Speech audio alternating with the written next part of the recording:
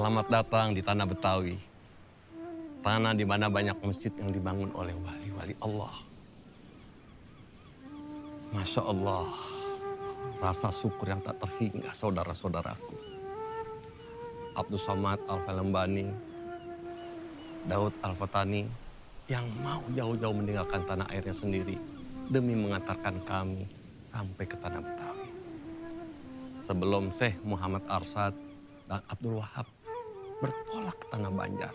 Sungguh berat nian rasanya melepas sahabat sekalian yang telah suka duka menuntut ilmu bersama selama ini. Kita telah berikrar akan menjadi cahaya, menyikap tabir dari kegelapan menuju terang. Hanya amanah yang kita emban dari menuntut ilmu di tanah suci yang membuat kita harus berpisah. Demi membesarkan syiar di tanah air kita masing-masing, demi tegaknya cahaya Islam. Ayo Syekh.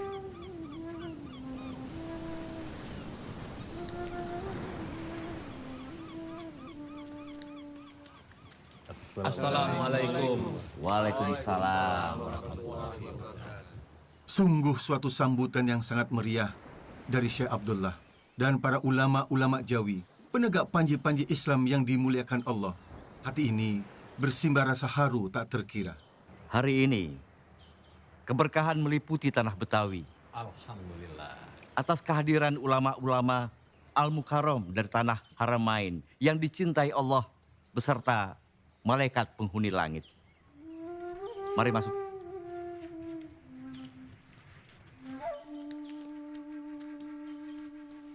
Syekh Muhammad Arsyad dan Syekh Abdurrahman Al-Misri beserta para sahabat sempat singgah di Pulau Penyengat. Benarkah kabar itu? Allahumma na'am, ya Syekh Abdullah. Kami singgah dulu di beberapa tempat, di Pulau Penang, Perak, lalu singgah ke Tumasik, dan terakhir kita mampir ke Pulau Penyengat Riau. Kami mengajar di masjid-masjid di sana. Alhamdulillah, banyak ilmu yang kami dapatkan saat mengajar. Sultan Riau sangat mendukung syiar dakwah di sana. Bahkan sebagai rasa syukur kepada Allah, beliau berkenan memberikan buah tangan yang elok kepada kami sebagai tanda kenangan dan rasa syukur.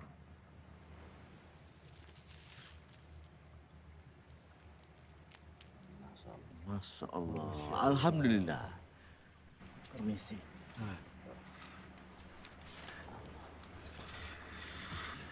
Selama di Tanah Suci, siapa guru-guru dan syekh-syekh antum sekalian? Di Mekah, Ana dan Syekh Abdul Somad belajar fikih kepada Syekh Athaillah bin Ahmad Al-Misri Al-Azhari. Atas izin Syekh Athaillah, kami pergi ke Mesir lewat Madinah. Di Madinah ini kami bertemu Abdul Wahab Bugis dan Abdurrahman Al-Misri Al-Batawi. Ya, Syekh Muhammad bin Sulaiman Al-Qudri, guru fikih kami. Dan beliau menyarankan agar Muhammad Arsyad bin Al-Banjari dan Abdul Qudus Somad Al-Falembani tidak melanjutkan belajar di Mesir. Karena beliau-beliau dianggap sudah mampu dan berilmu. Bahkan guru-guru di Mesir sudah tidak ada yang mampu lagi untuk memberikan ilmu kepada mereka berdua. Guru tasawuf kami berempat adalah Syekh Muhammad bin Abdul Karim As-Saman Al-Madani. Kami diperkenankan suluk dan kholwat langsung di bawah pimpinan dan pengawasan Syekh Muhammad bin Abdul Karim As-Saman. Alhamdulillah, kami berempat diberi tugas sebagai khalifah Tarikat Salbaniyah untuk Tanah Jawa. Alhamdulillah. Betapa beruntungnya para syekh sekalian dapat belajar langsung dengan guru-guru yang berilmu tinggi.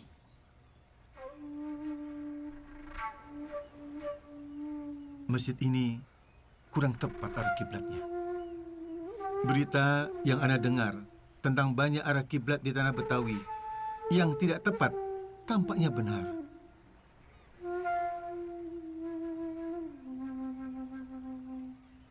Tidak tepat. Alafu ya Syekh Abdullah, sejak masjid ini dibangun, apa pernah dihitung lagi arah kiblatnya? Oh, belum pernah, Syekh.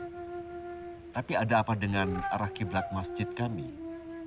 Ya Abdullah, coba antum ikut Ana, begitu pula yang lain, agar menjadi saksi.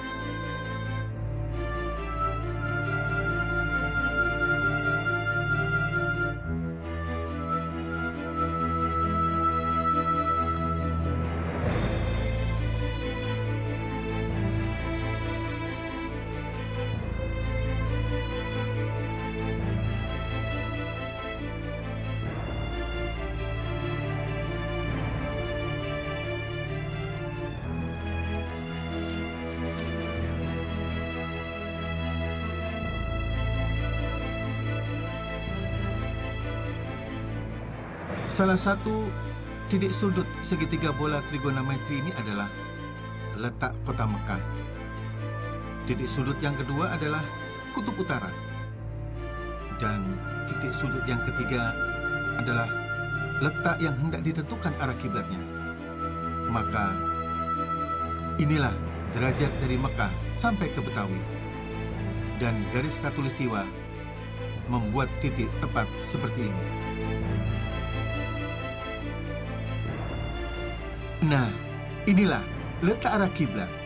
Seharusnya 25 derajat lebih ke kanan dari letak sekarang.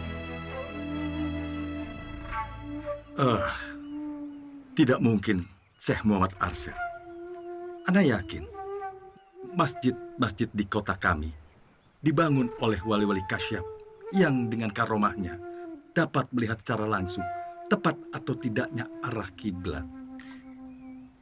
Tidak mungkin ada kekeliruan. Oleh sebab itu, dilarang untuk mengubahnya.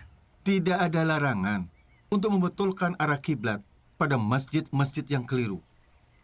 Walaupun masjid itu dibangun seorang wali. Wali bisa saja keliru. Hanya Nabi dan Rasul yang maksum.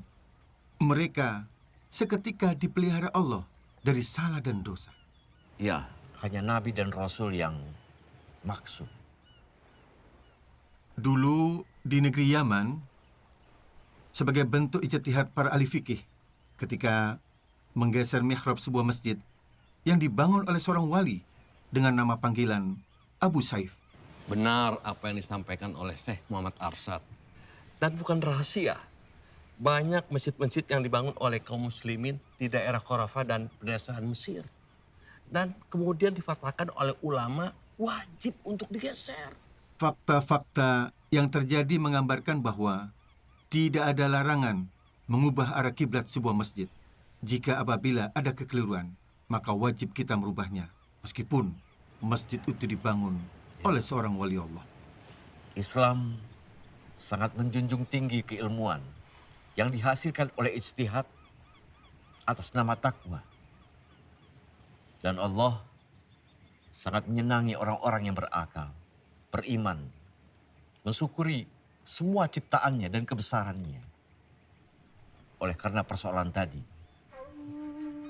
kami mendengar dan kami taat. Sami'na wa ata'na. Alhamdulillah. Allahu Akbar. Malam purnama di dermaga Sunda Kelapa. Berita kehebatan Syekh Muhammad Arsyad telah tersiar ke penjuru. Demang penjilat menyampaikan berita demi mendatangkan pundi-pundi uang kepadanya. Yang mulia Gubernur Jenderal, telah tersiar kabar tentang seorang syekh bersama sahabatnya datang dari Tanah Suci Mekah. Dan bisa mengubah arah posisi kiblat di beberapa masjid wilayah Batavia. Benarkah itu revolusi? Undang syekh itu. Kita buktikan kebenarannya. Baik, Jangan-jangan dia penipu.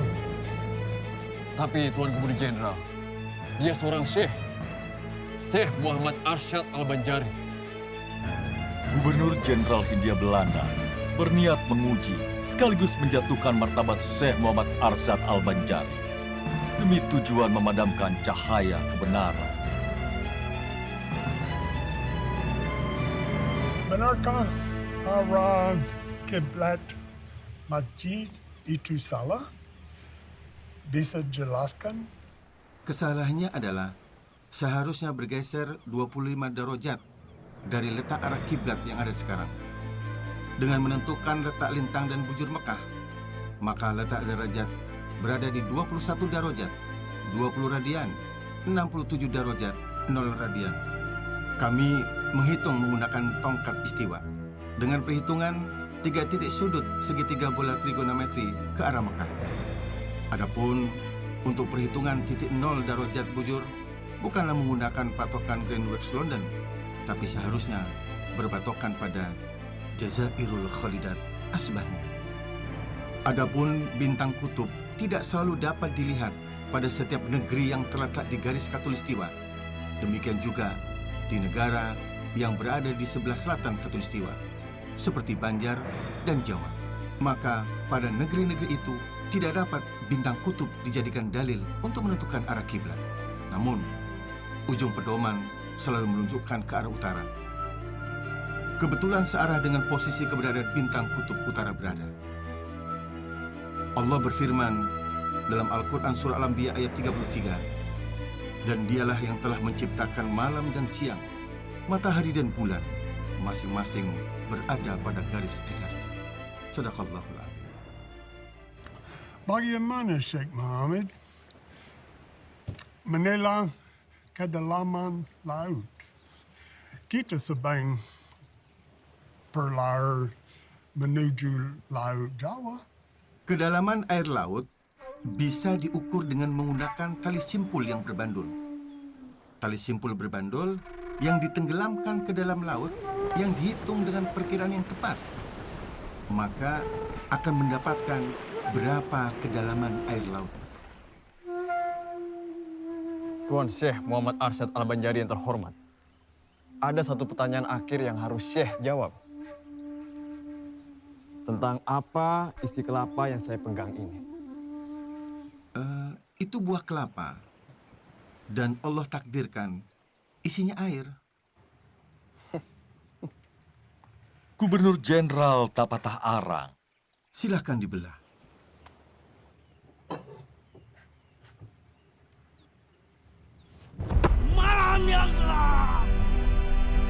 Malam purnama menjadi saksi kelicikan Demang atas restu sang gubernur.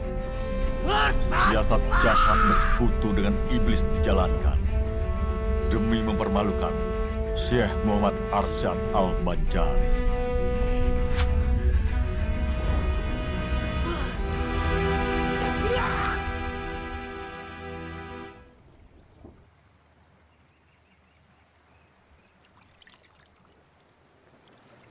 Ahli-ahli sihir itu tidak memberi mudarat dengan sihirnya kepada siapapun, kecuali dengan seizin Allah.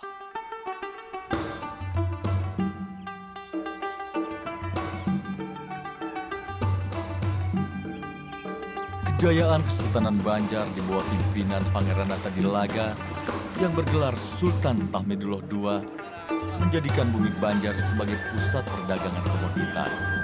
Lada hitam, madu, rotan, emas, intan, damar, hingga kulit binatang.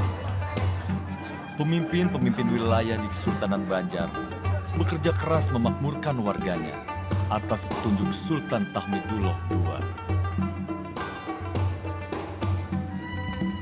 Wahai rakyat Banua Banjar, dan sanaku barataan, Allah Subhanahu wa Ta'ala mengutus kekasihnya Muhammad Sallallahu Alaihi Wasallam dengan membawa ayat-ayat suci Al-Quranul Karim yang mengajarkan akhlakul karimah kepada kita semua. Dan insya Allah akan membawa kita ke jannah, membawa kita ke surga. Di tengah-tengah kita hadir Syekh Muhammad Arsyad Al-Banjari.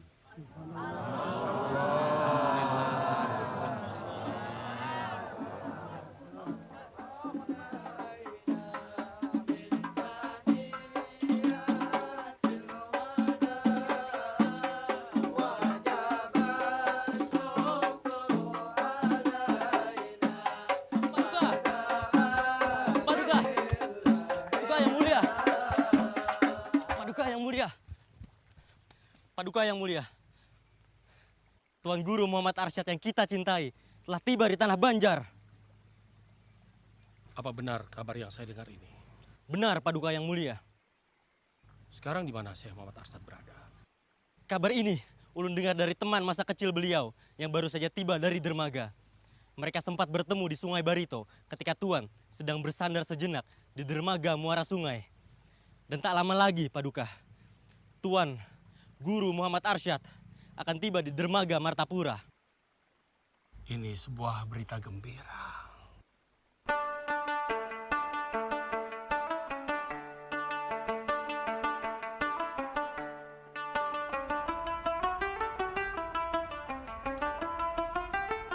Assalamualaikum. Waalaikumsalam warahmatullahi wabarakatuh. Selamat datang, Syekh. Datang kembali di lingkungan istana.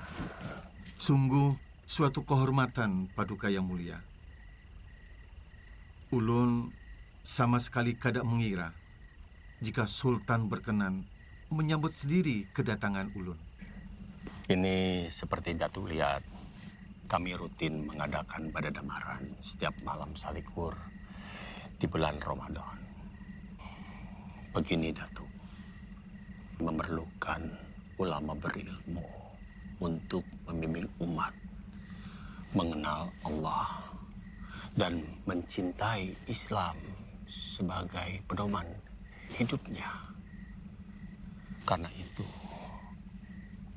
bertumpuk harapan kami limpahkan kepada Datu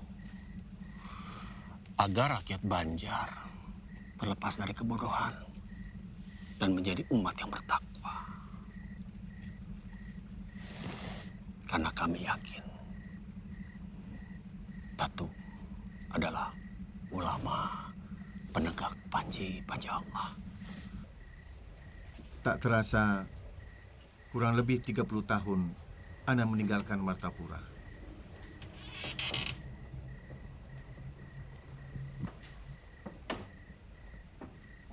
Assalamualaikum. Assalamualaikum. Waalaikumsalam. Abah, ini Syarifah. Syarifah? Syarifah anakku? Iya, ini Syarifah, Abah. Dekat sini, nak.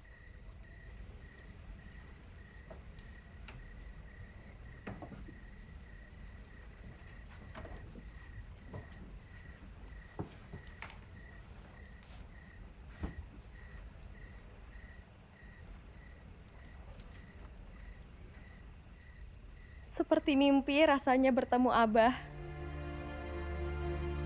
Selama ini, Mama hanya bisa menyabarkan Syarifah. Bila Syarifah rindu dengan Abah. Syarifah, Ikam sudah ganal, nak. Lawan Bungas lagi. Waktu di Mekah, Amang Jainal memberikan cincin milik Ikam, Syarifah. Tanda Ikam itu sudah ganal, nak. Dan Ikam nakai sudah wayahnya untuk menikah. Abah, Ulun sudah dinikahkan dengan seseorang oleh Sultan. Ini Usman, suami Ulun.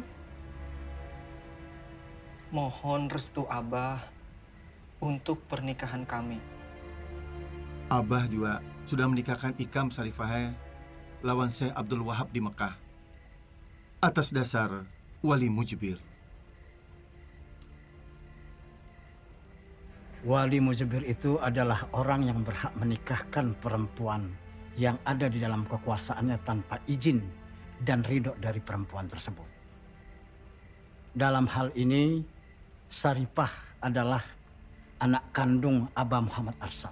Hadanglah, ada satu cara untuk menangani masalah ini.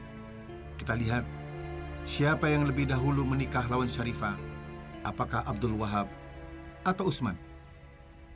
Abah akan menggunakan dengan cara menghitung ilmu falak. Siapa yang terhitung lebih awal tanggal pernikahannya, maka dia yang sah menikah dengan Syarifah putriku. Dan keputusan ini harus diterima oleh semua pihak dengan hati ikhlas. Apapun hasilnya, aku menerimanya dengan ikhlas. Begitu pula ulun, Abah. Ulun terima saja takdir dari Allah, Abah.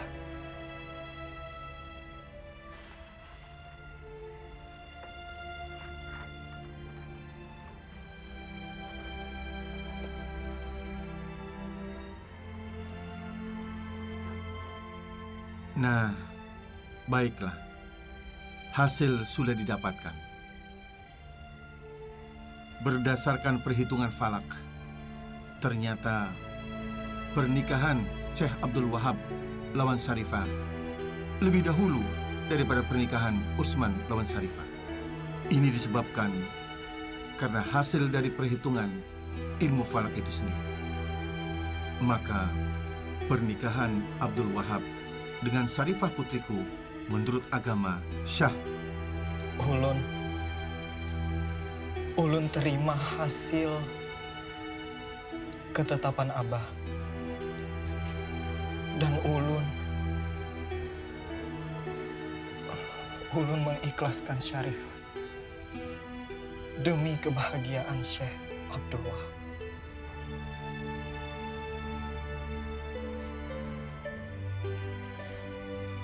Syarifah menerima keputusan Abah. Karena itu sudah kehendak Allah.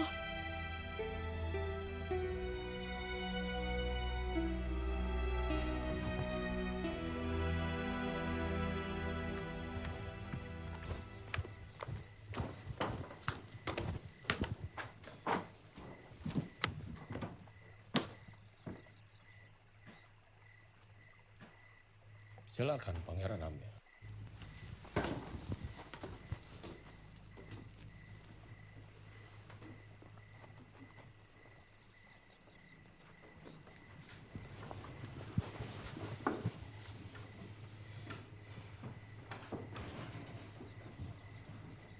Sudah saatnya Paman Pangeran Natadilaga menyerahkan kesultanan padaku untuk menjalankan pemerintahan Kesultanan Banjar.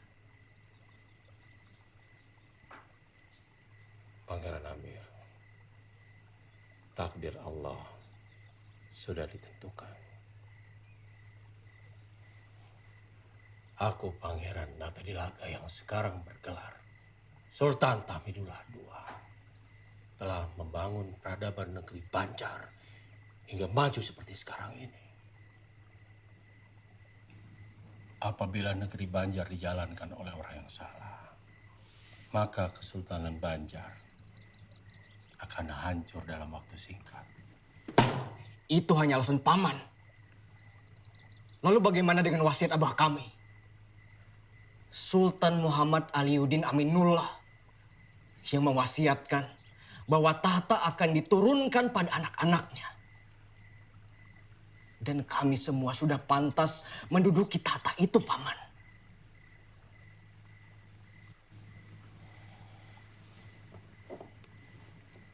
Akan aku berikan apa yang Pangeran minta. menikah dengan putri-putriku.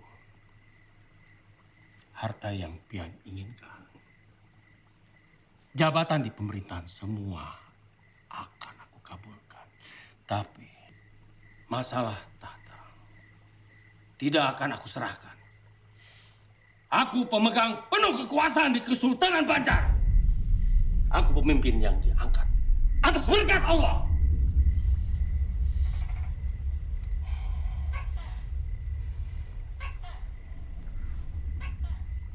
Baik. Baik, Paman. Kalau memang tahta tidak akan diberikan kepada ulun, maka izinkan ulun untuk diberangkatkan ke Tanah Suci melaksanakan ibadah haji.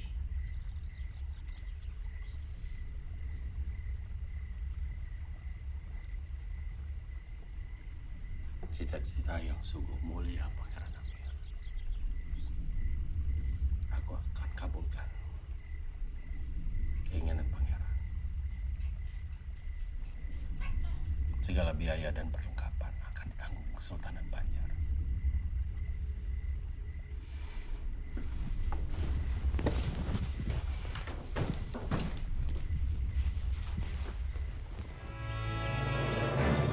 Perebutan kekuasaan terjadi. Pangeran Amir, anak Sultan Banjar Muhammad Aliuddin Aminullah, yang gagal naik tahta pada tahun 1785, menuntut hak tahtanya. Namun tuntutan itu tidak diindahkan oleh walinya sendiri, Pangeran Natadilaga atau Sultan Tahmidullah II. Malam ini, kita rebut kekuasaan dari Sultan Natadilaga. Kesultanan Banjar ada di sini.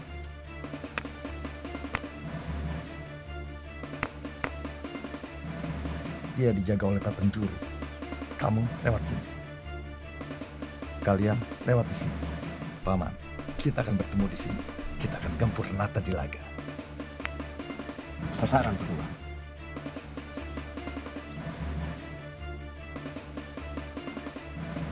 Mari kita berangkat.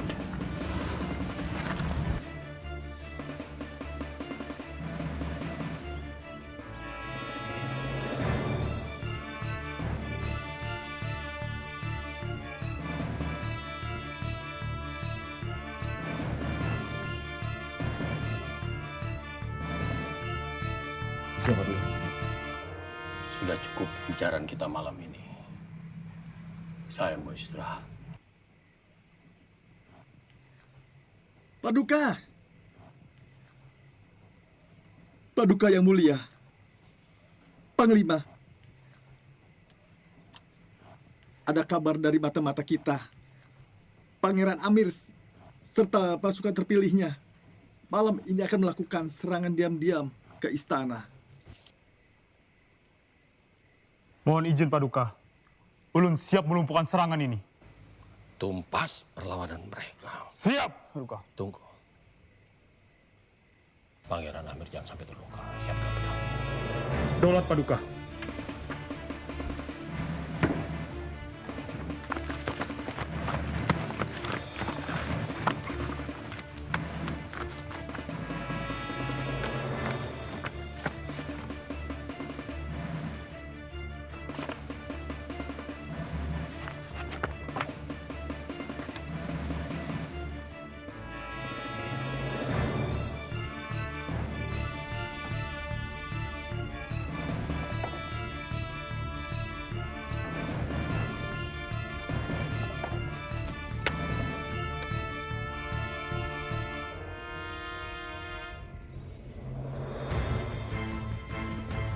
Abah kada mau umpat campur urusan tahta antara keluarga kesultanan. Masalah tahta adalah masalah rumit. Kedua belah pihak punya keinginan untuk berkuasa. Tugas Abah hanya mengembangkan agama Islam bagi masyarakat Banjar. Ini lebih penting bagi Abah daripada ikut masalah perebutan tahta. Bagi Abah, negeri yang dipenuhi oleh insan yang bertakwa adalah negeri yang dirahmati Allah. Semoga pertikaian tahta ini cepat selesai dan tidak menjadi peperangan lagi. Peperangan mengorbankan rakyat tak berdosa. Namun, perang juga menjadi gerbang perubahan nasib suatu bangsa. Tahan. Biarkan pangeran lari. Takdir perubahan telah dicatat di Lauhil Mahfuz. Ditetapkan Allah dalam rahasianya berhasil atau gagal.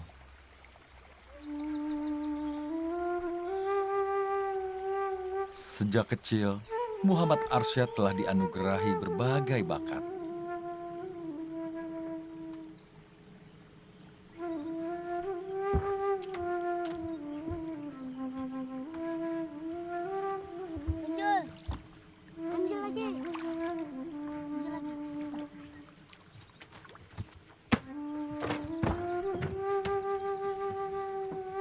Paduka Sultan, ini yang membuat lukisan itu.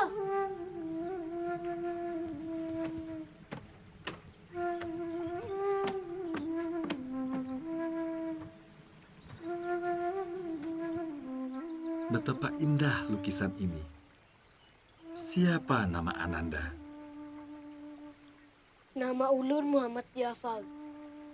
Kenapa Ananda melukis gambar sungai, perahu, dan gunung-gunung di sekitar lukisan gambar lafaz Allah? Allah menciptakan semuanya. Gambar sungai mengalirkan air supaya perahu-perahu bisa berjalan di atasnya. Kalau gunung itu tinggi, ujungnya runcing. Bentuknya seperti perahu terbalik. Kalau gunung tidak bisa terbalik, maka sebaliknya. Cerdas nian Ananda. Masih kecil namun pikirannya dalam seperti orang dewasa. Begitu pula lukisan, kaligrafi, sangat indah. Paduka, Ananda ini seperti Galuh. Kelak dibuka menjadi intan bernilai tinggi. Dia sungguh dianugerahi setumpuk bakat. Anak ini akan kubawa ke istana untuk dididik. Cari orang tuanya. Tertumpah rasa kasih sayang seisi istana kepada Muhammad Arsyad yang mempunyai nama lahir Muhammad Jafar. Gurunya sangat kagum atas kepandaian muridnya.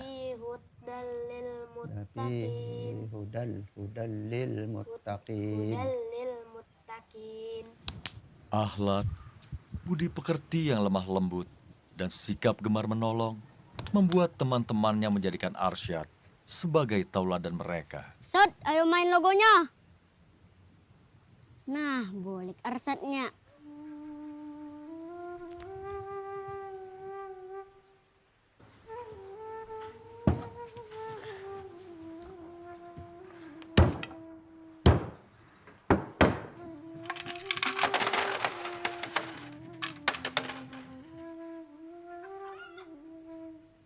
Assalamualaikum, Kai.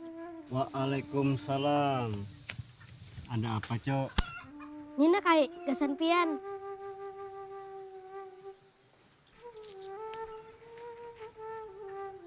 Terima kasih, Cula. Nggih, sama-sama. Nun permisi dulu lah.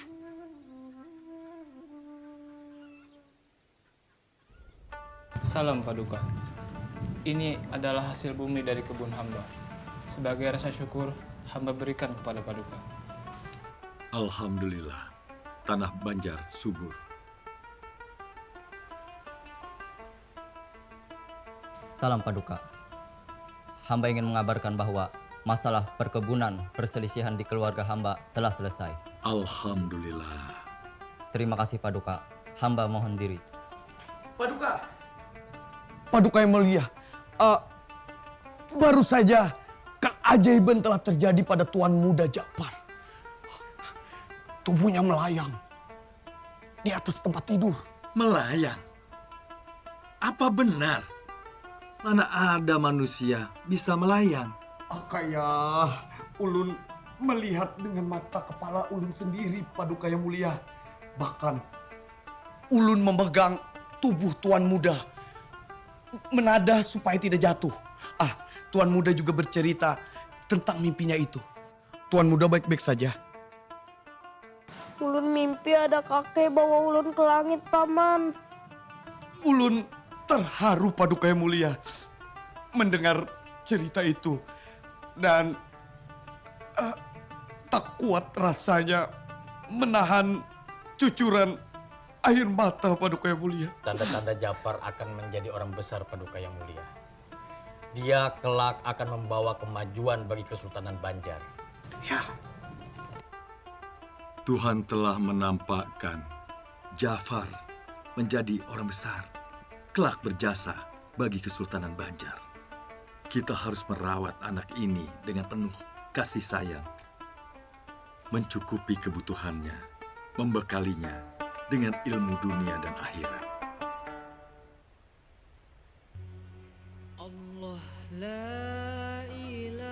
Ulun Muhammad Arsyad. Pian Burungai akan ulun rawat dengan kasih sayang.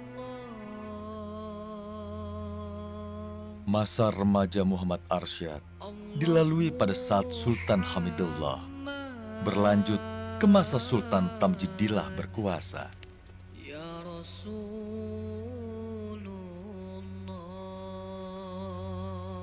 Assalamualaikum.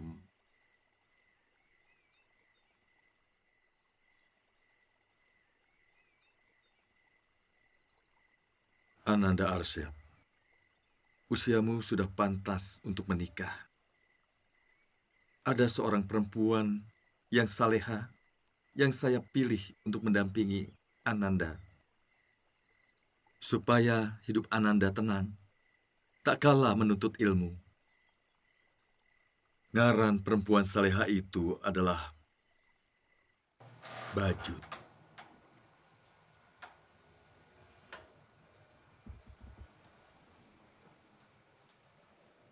Ding, sudahkah sholat tahajud? Baru saja selesai, Kanda.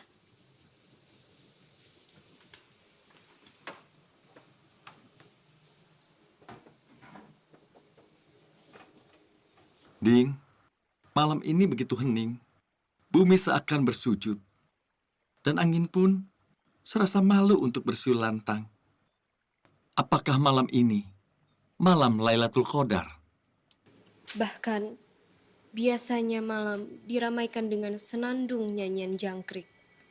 Kali ini, sunyi senyap, Kanda. Semoga anak kita lahir dalam keadaan sehat, Dinda. Menjadi anak soleh dan soleha. Berbakti kepada orang tua dan agamanya.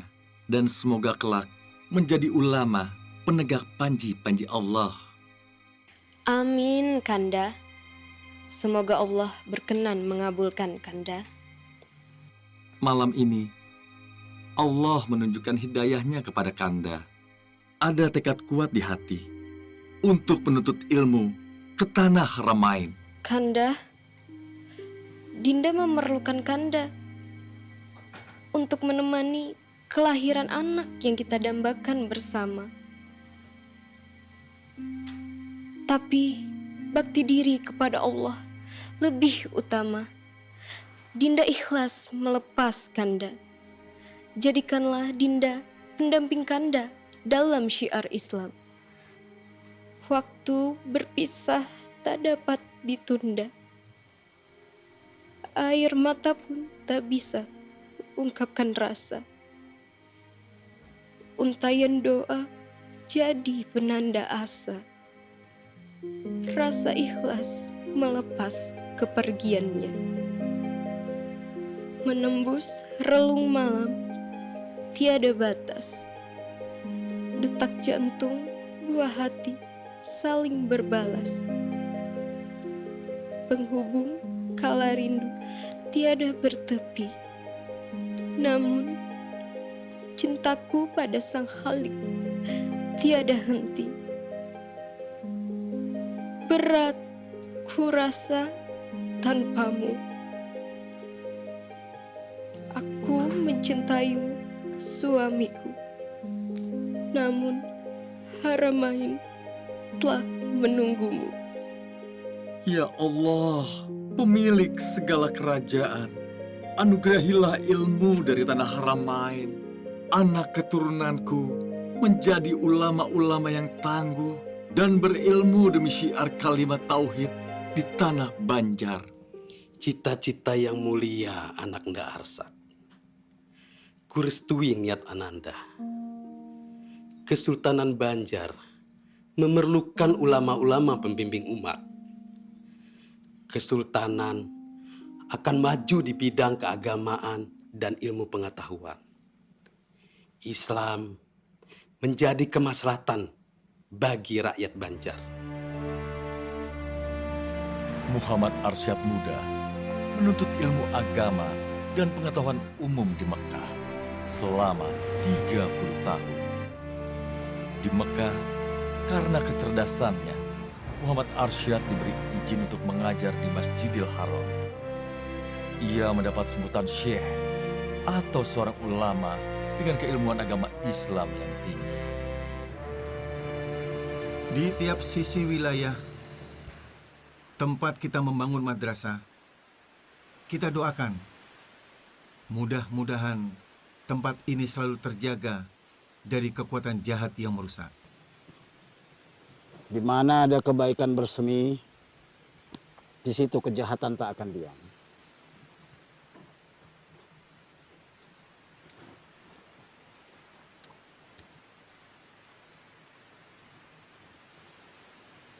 Ini yang terakhir.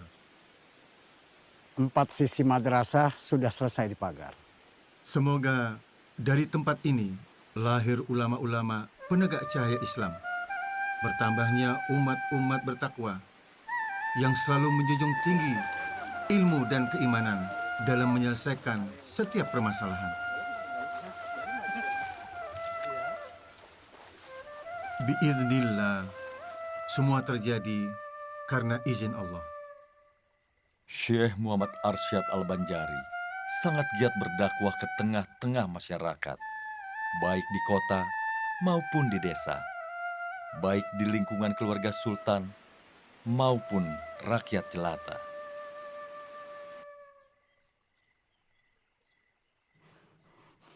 Dasar binahong.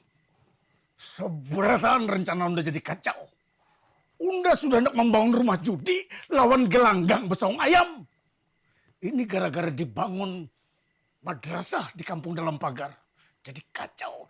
Jamu. Apa hebatnya agama? Apabila Sultan Banjar tolak menyerang ke pasir, kita serang juga secara mendadak. Ayo Pak. Aku. Sabar Bauntonglah. Assalamualaikum. Ada apa loh? Guru, anak ulun lawan ulun kelaparan. Kada ada makanan di rumah. Laki ulun kada mau begawi. Hanya asik lawan amalan-amalannya. Ulun kada tahu lagi harus kayak apa, Guru. Ulun minta tolong pian, Guru. Kawalah pian menyadarkan laki ulun.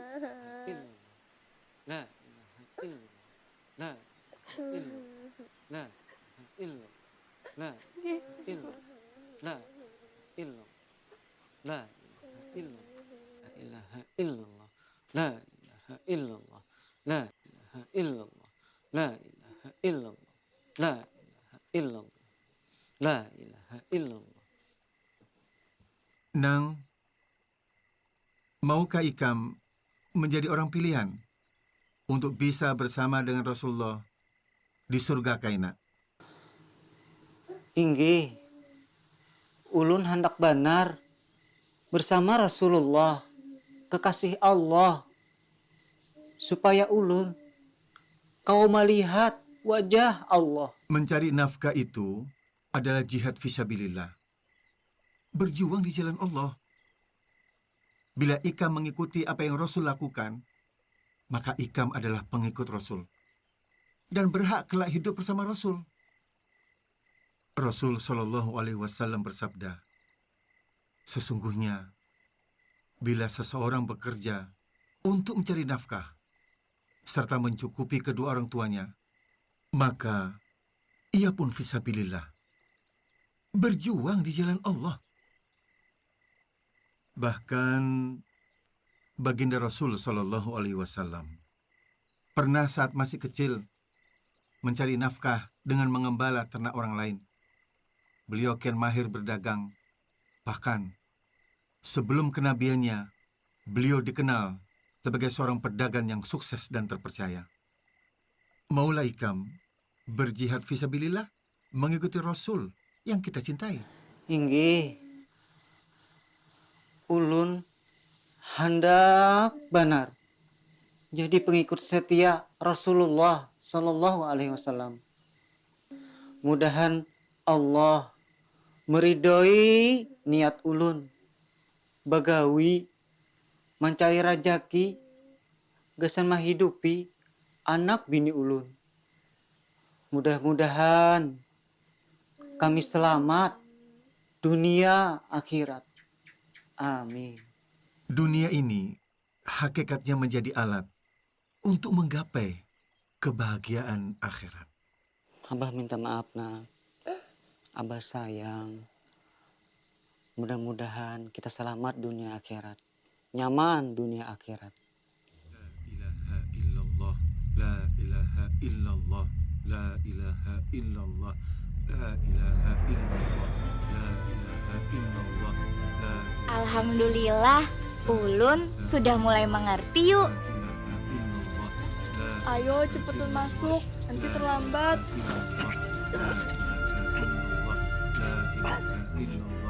La ilaha illallah, la ilaha illallah, la ilaha illallah. Doa-doa perlindungan dan zikir pengagungan kepada Allah menjadi benteng dari kejahatan yang mengintai.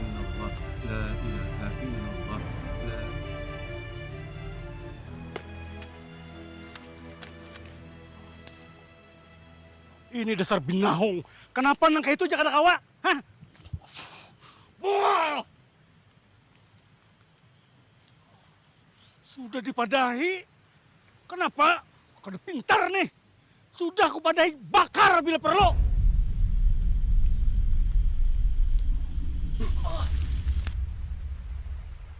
Nah, ada kalem buai. Nyaman dimakan nih. Apa mau makan kalem buai? Itu kan aku dimakan, haram.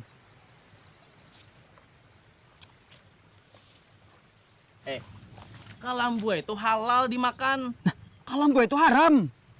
Nah, dari mana dasarnya ikam nih? Bungo dipelihara. Mau kamu nyambati bungo? Ngaranya kalem buai itu pasti haram sudah. Nah, melawan kah? Assalamualaikum. Waalaikumsalam. Tuan Guru, hati boleh panas, kepala harus tetap dingin.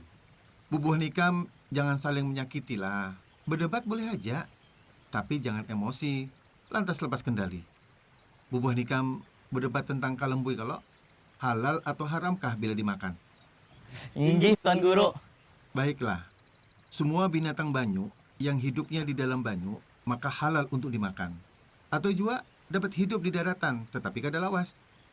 Baik dari jenis iwak maupun yang lainnya.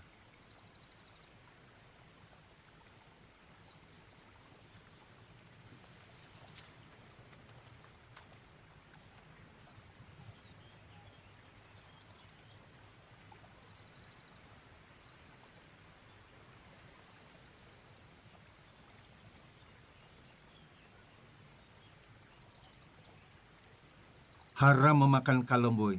Karena apa? Karena berdasarkan kaya apa hidupnya, bisa hidup lawas di banyu atau lawas di darat. Amun haleleng halal Jepang dimakan karena hidupnya lawas di banyu.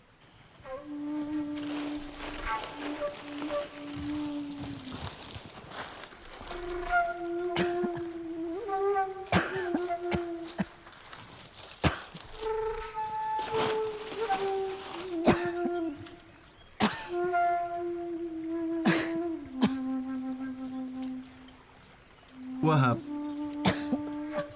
Iya, Pak. Tolong Pang dan Isidin. Iya, Pak. Assalamualaikum. Waalaikumsalam. Nini kerja sendiri? Inggih, Datu. Laki ulun lagi garing banget. Sampai kada kau bebangun. Dan ulun sudah mulai kada kuat.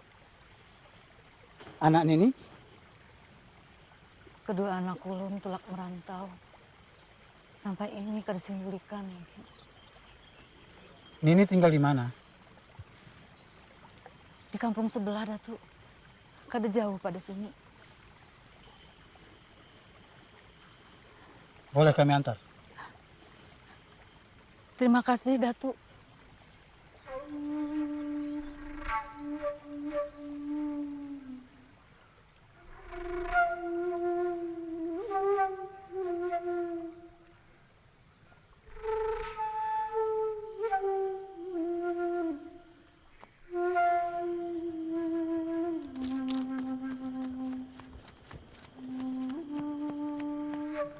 Assalamualaikum.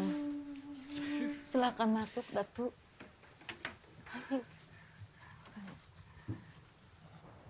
Silakan duduk, Pak Tuan Guru.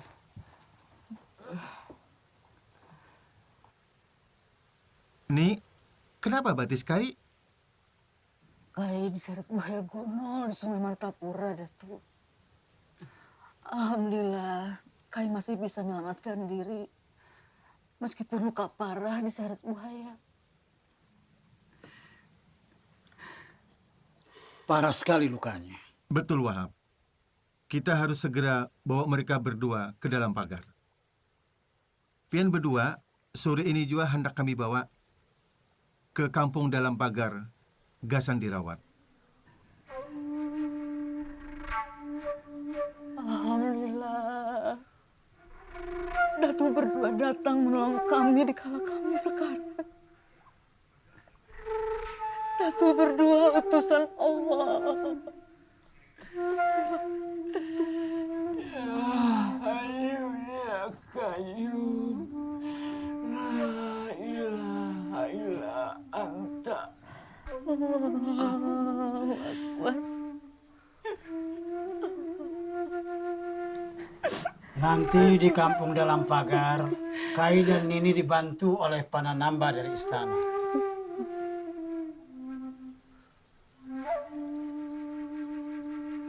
Abah, sepertinya banyak sekali persoalan di kampung dalam pagar ini yang harus dibenahi. Harus ada hukum fikih yang mengaturnya. Tuan Guru, tolonglah kami, Tuan Guru, tolong kami. Jenazah yang kami makamkan itu keluar dari liang lahat.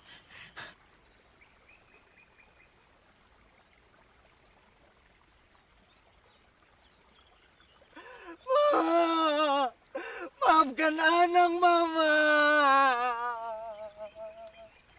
Tanah di wilayah Banjar memang banyak berjenis rawa atau tanah gambut.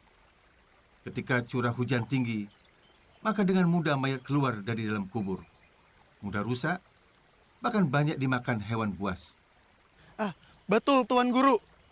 Kemarin ada jenazah yang dimakan binatang buas.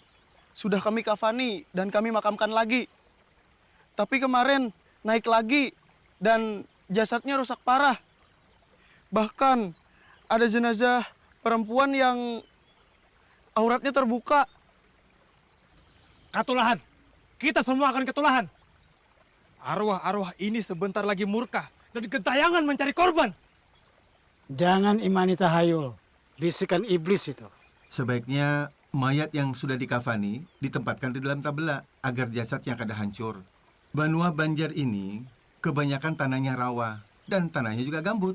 Berbeda di Arab atau di Timur Tengah yang pada umumnya tidak ada rawa dan tidak ada gambut. Maka pemakaian tabela hukumnya wajib di sini. Betul, Tuan Guru.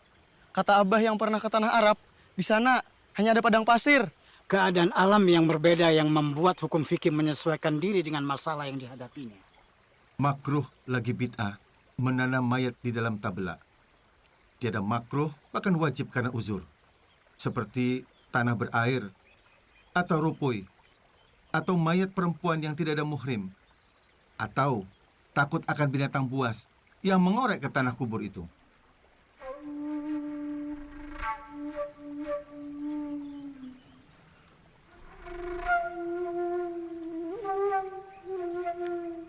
Ayo, Syekh.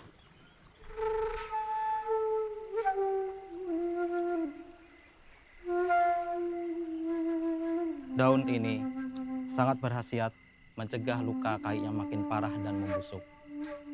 Daun ini ulun campur dengan ramuan buatan yang dapat dengan cepat mampu mengeringkan luka. Padi, Padi, Padi, ampun, Padi, Padi, Padi, Padi. Ini ramuan dari tanah Hindi, Datuk. Pengobatan daun kelor ini sudah ada sejak bahari kala. Ulun terima kasih banyak. Pian mau mengobati ulun. Paduka yang mulia, alhamdulillah, kesultanan yang Paduka pimpin sangat maju perekonomiannya. Pembangunan terjadi di mana-mana. Pengajaran Islam maju pesat. Mengaji dan membaca tulis Arab Melayu semakin membumi. Rakyat Banjar semakin mengenal tentang tauhid dan fikih. Pengajaran ilmu nahwu dan sorof yang diajarkan guru-guru dalam bahasa Arab memudahkan santri-santri bisa membaca dan memahami kitab-kitab berbahasa Arab, insya Allah. Dari pesantren kampung dalam pagar ini, bermunculan para mubaligh, ulama, guru agama, serta orang alim. Insya Allah.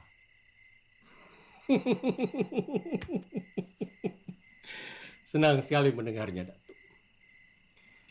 Kesultanan Banjar akan disegani hingga ke mancanegara. Namun Paduka Sultan, tanpa mengurangi rasa hormat, ternyata masih ada rakyat miskin yang harus disejahterakan. Apa betul, Datuk, rakyatku masih ada yang miskin? Tidak hanya miskin, bahkan ada pula yang tergolong fakir.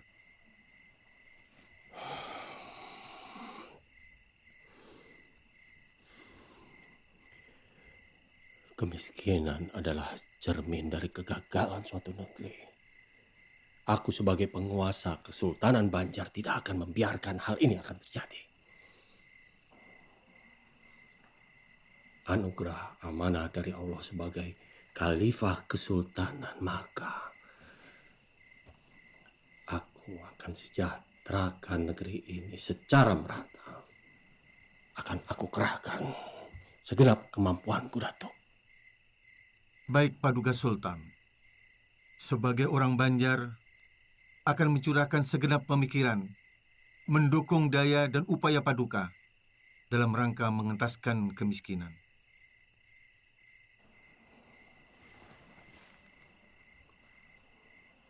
Datuk punya saran. Rakyat fakir miskin, untuk yang masih kuat mencari nafkah, kita beri kail yang mulia. Sedangkan yang tidak mampu bekerja, seperti orang lumpuh, buta, jompo, diberikan bantuan yang sifatnya rutin, sehingga kebutuhan mereka tercukupi dan layak.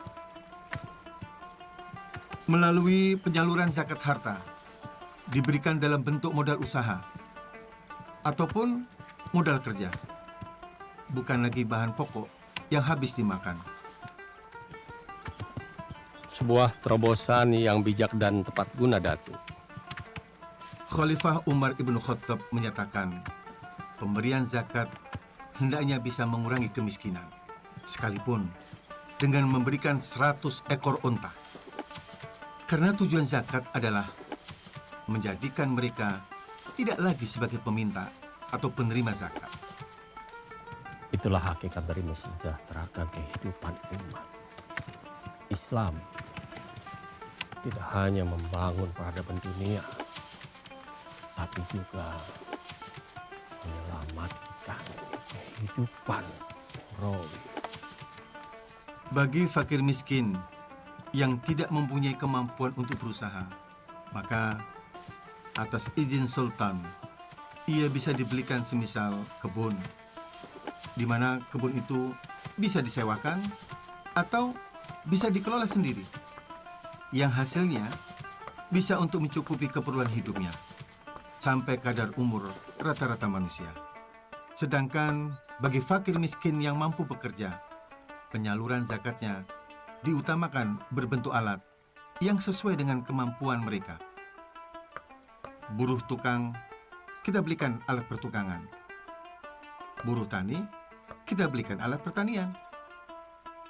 Bagi fakir miskin yang mempunyai keahlian tertentu, maka atas izin sultan, ia dibelikan alat atau sarana yang bisa dipergunakan untuk mencari nafkah.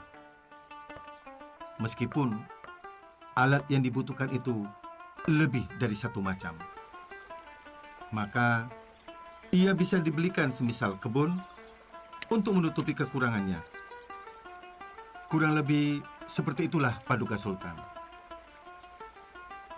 Bagi fakir miskin yang mempunyai keterampilan berdagang, maka ia diberi modal sesuai dengan keperluannya, meskipun itu banyak. Jika hasil dari usahanya itu belum mencukupi, maka ia boleh menerima zakat lagi. Baik, Datuk. Aku sebagai penguasa Kesultanan Banjar sangat mendukung masalah zakat ini. Aku tugaskan Datuk untuk mengelola zakat demi sebesar-besarnya kemakmuran rakyat Banjar. Selain pendapatan pajak dari Kesultanan Banjar sendiri.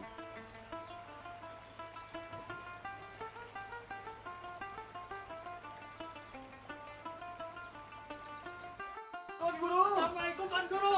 Tuan Guru! Tuan Guru! Tuan Guru!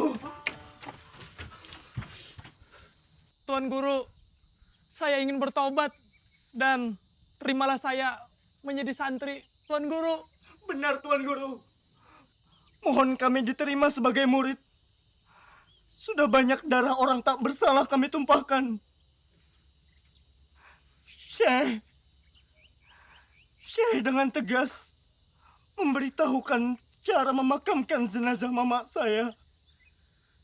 Ketika jenazah mama saya dimakamkan dalam peti kayu,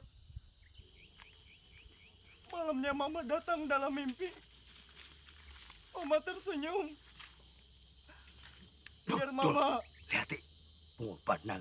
Mama sudah tenang di sana. Bahiadat sekalinya. Ubahlah tingkah laku Ika Manang. Syekh.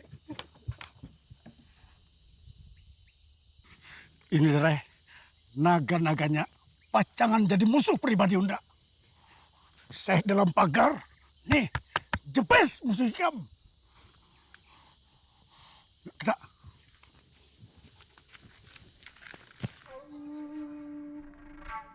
Abdul Wahab, Abah baru saja membuat tanda sudetan sungai untuk membuat sungai buatan guna mengatur pasang surutnya air, mengairi sawah-sawah yang kering, menjadikan alat lalu lalang perahu.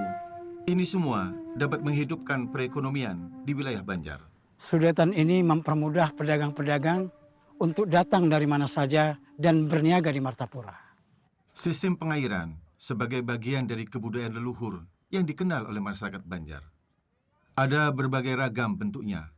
Ada anjir, andil, tahta, syaka, dan antasan. Lalu, sudetan yang Abah lakukan ini apa namanya?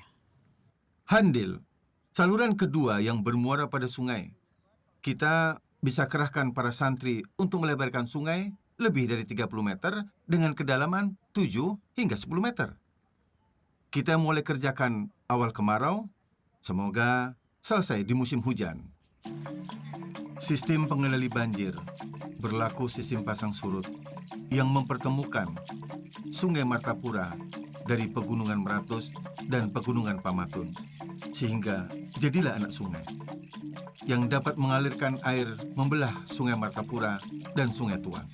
Kemudian anak sungai itu disempurnakan sehingga berfungsilah sebagai irigasi yang dapat mengatur jalannya air. Dan diperoleh lahan yang dulunya tidak subur menjadi lahan yang subur. Hingga tanaman yang mereka tanam bisa panen dengan hasil yang mengembirakan. dan perekonomian masyarakat Banjar akan tumbuh dengan baik.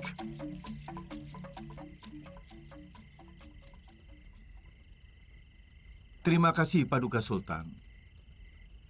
Biarkan bendahara yang membagikan secara langsung di bawah pengawasan kita. Ya, aku ingin menyaksikan rakyatku sejahtera. Tidak ada lagi kata miskin. Sudah unda padahi, kacaukan dalam pagar.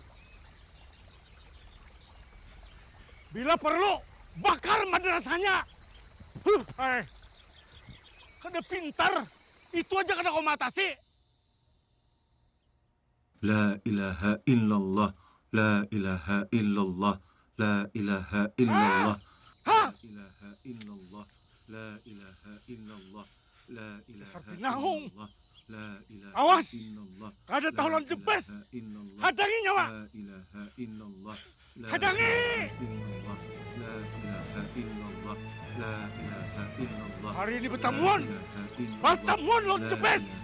Bunuh jam. La ilaha illallah, la ilaha illallah, la ilaha illallah, la ilaha illallah, la ilaha illallah, la ilaha illallah, la ilaha illallah, la ilaha illallah, la ilaha illallah, la ilaha. Tapi aku harus membunuhnya. La ilaha illallah, la ilaha illallah, la ilaha illallah.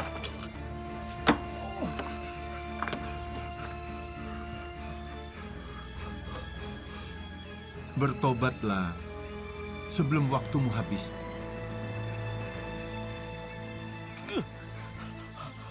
Ampun, Se. Ampun. Ulun kalah. Ulun bertobat, Se. Ulun tobat. Sebelum seseorang ingin menjalani, tobat. memahami, dan mengamalkan lebih lanjut tentang tasawuf, maka ia harus mengenal dirinya. Man arafa nafsahu, faqad arafa rabbahu. Datuk Sanggol tinggal di Tatakan Tapin. Pertama kali kami bertemu di Mekah, Tuan saat itu mengenakan baju palembangan hitam. Abah kebingungan. Celana hitam. Kenapa bisa orang Banjar laung di ke kepala. Mekah setiap hari Dari Jumat? manakah Tuan berasal sebenarnya? Ulun namanya Sanggul. Ulun dari Tatakan Tapin. Tapin? Tapin Banjar? Inggih, Datuk. Masya Allah. Datuk, dari mana asalnya? Nah, tetamu orang Banjar sekalinya. Ngaran ulun Muhammad Arsad, asal kampung Lok Gabang, Martapura. Ulun kira Datuk orang Timur Tengah. Abah ulun memang punya darah di sini. Pekerjaan Abah adalah sebagai ahli pengukir kayu untuk kegiatan pertukangan di dalam istana Banjar. Jiwa seni nampaknya turun ke ulun yang senang melukis. Rasa dalam jiwa digerakkan oleh sir. Sedangkan akal menyeru dalam jahar. Keduanya berpadu dalam kecintaan pada ilahi. Sujudnya bagai batu, takbirnya mengguncang arash. Dalam pujian Rahman dan Rahimnya, langit menyibak samudra batin, mereguk limpahan nur dalam suka dan cita, dan menangis dalam kerinduan yang menyayat. Setiti noda dosa menyilaukan permata ketakwaan. Penyesalan hanya jadi hiasan. Kemarahan menjadi tombak angkara murka. Hanya perisai hati melumpuhkan kekuatan hakiki. Singkap kemilau cahaya sang kholik hingga mata terpejam. Dari helai nafas menderu hingga detak jantung merayap dalam sunyi. Yang ada hanya keagungan namanya. Datuk sudah berapa lama di Mekah? Ulun kemari Jumat kemarin. Ulun setiap Jumat kemari untuk bersembahyang. Tapin ke Mekah sangat jauh jaraknya. Mana mungkin? Ulun kada berdusta, Datuk. Baiklah, baiklah. Kalau Datuk Sanggul merasa tidak berbohong, bila pian berbulik lagi ke Mekah, tolong bawakan buah yang sedang musim di Martapura. Ingat, di Jumat depanlah. Riau-riau padang si Bundan, di sana padang si tamu-tamu. Rindu dendam menatap rembulan, di hadapan Allah kita bertemu.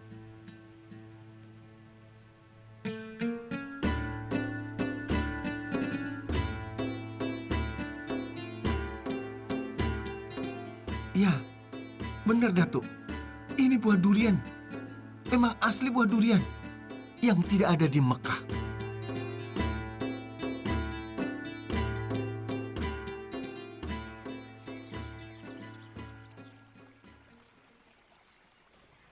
Dar, kita ini Dare kawan sekenceng, kawan semuak seliur.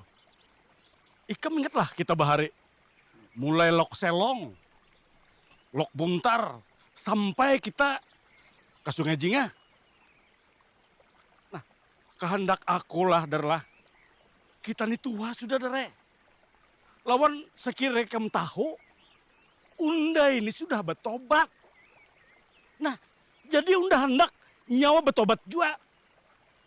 Nah ini. Oh, jadi kayak itulah nyawa lah. Hah? Takutan kah? Lawan nangakan Datu. Apa kakaknya? Arsat. Datu Arsat. Datu dalam pagar kerja. Takutan kah? Hah? Nih, nah, abadar. Kan semua takutan. Dar, unda ini kada pernah takutan Dare. Ikam tahu seorang, tapi unda ini sadar. Oh, punya muftinya udah. Punya mufti. Ah, pernah takutan. Punya mufti. Menyuruh udah bertabur. Punya mufti. Punya mufti. Ya.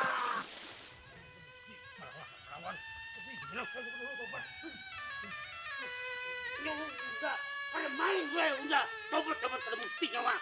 Apapun ini kada main udah tobat apa-apa itu. Kada kawa, pokoknya ini. Apa nyawa cengang-cengang? Hah?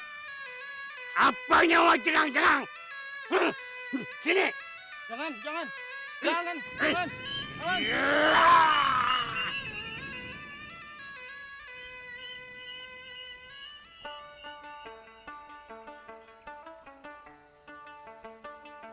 Assalamualaikum warahmatullahi wabarakatuh. Waalaikumsalam warahmatullahi wabarakatuh.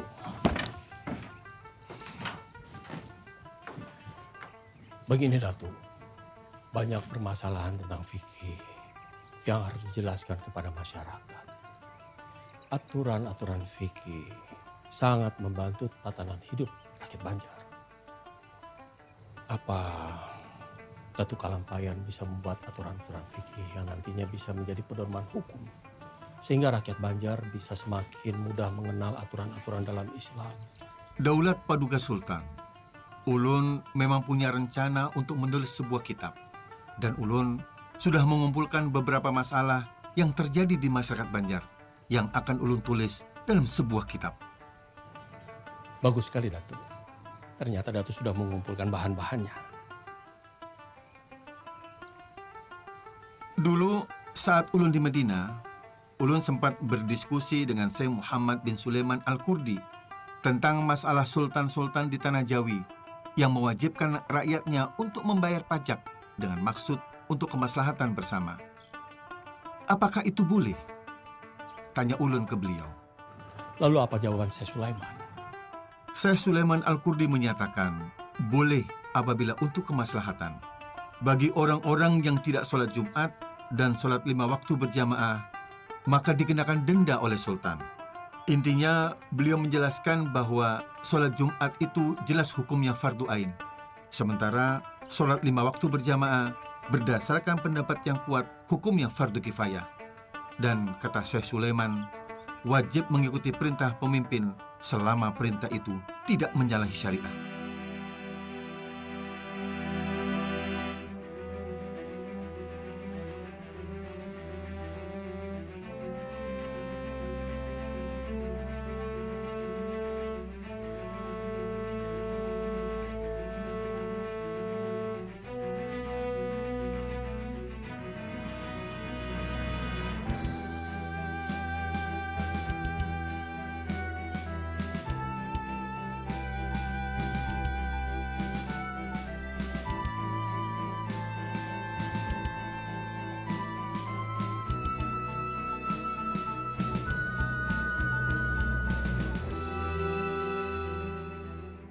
Paduka Sultan, Kitab Sabilal Muhtadin ini adalah untuk kepentingan pelaksanaan hukum Islam di Kesultanan Banjar.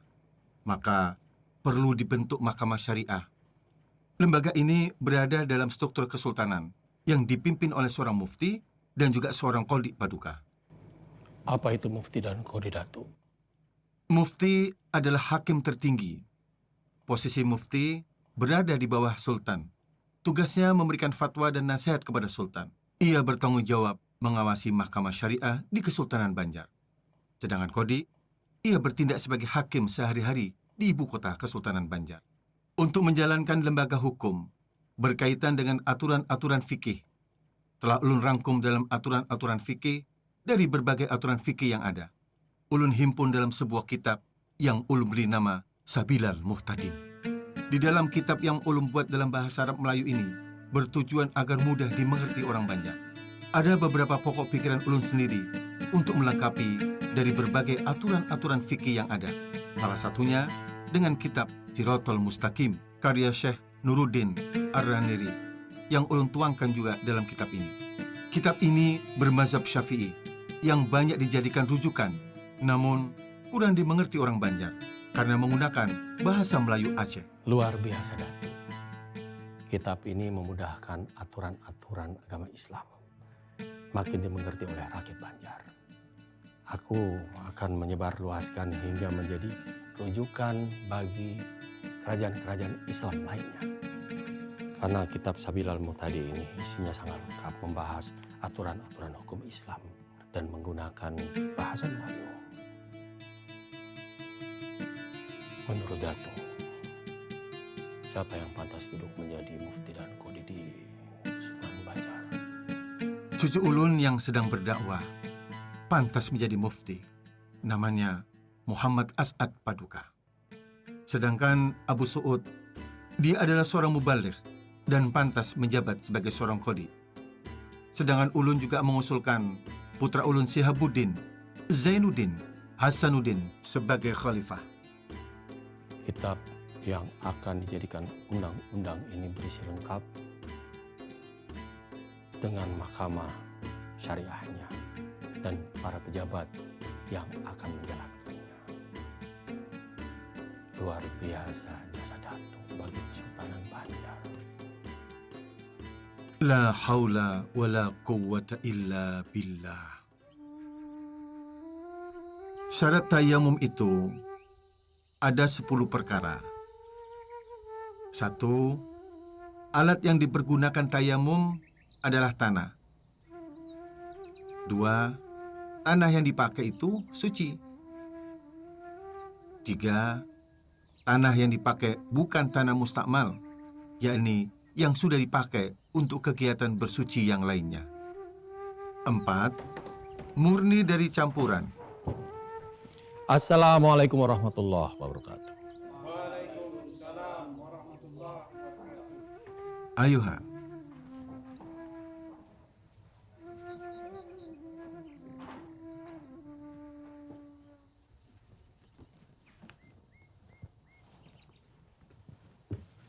Hormat saya buat Datuk.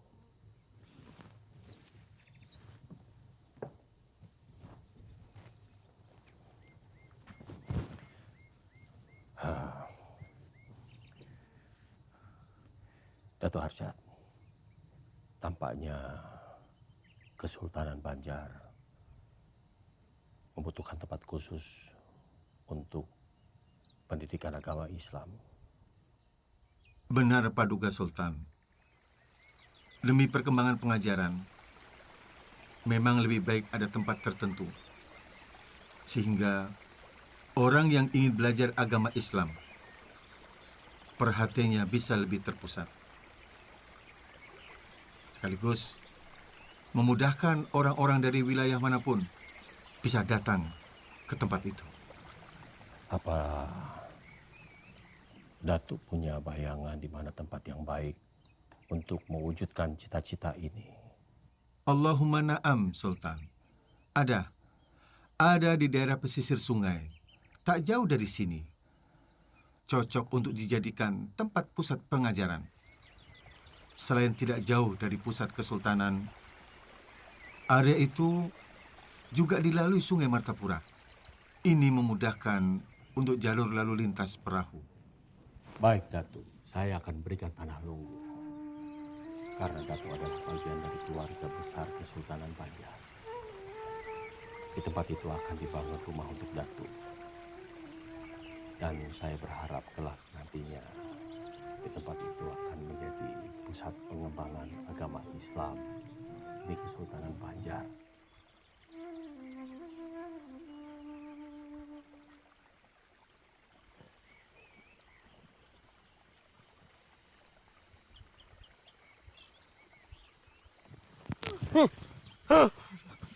Ampun, ampun Paduka, ampun Sultan. Hukum mati Abadar atas kejahatan pembunuhan yang dia lakukan. Tidak, tidak, tidak. Suatu saat, Syekh Muhammad Arsyad Al-Banjari sangat ingin mengunjungi Datuk Sanggul sahabatnya. Dan nanti kalau aku tutup usia, aku ingin saudaraku Arsyad yang memandikan jenazah. Dia tinggal di kampung dalam pagar Martapura. La ilaha illallah Muhammad Rasulullah. Innalillahi wa inna Assalamualaikum. ilaihi raji'un.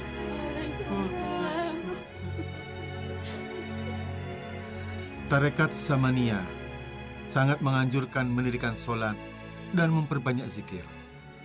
Berperilaku lemah lembut kepada kaum fakir miskin. Berusahalah jangan mencintai dunia. Mengurangi peran akal basyariah. Sebaliknya, meningkatkan peran akal rubaniyah. Dan bertauhid kepada Allah pada zat, sifat, dan af'alnya.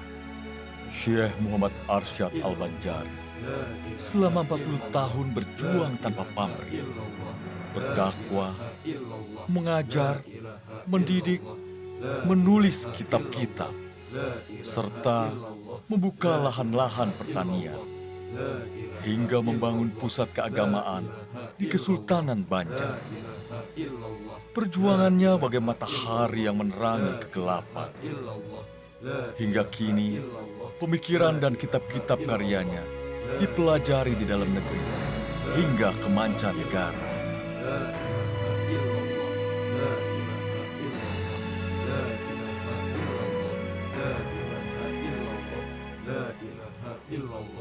La ilaha illallah.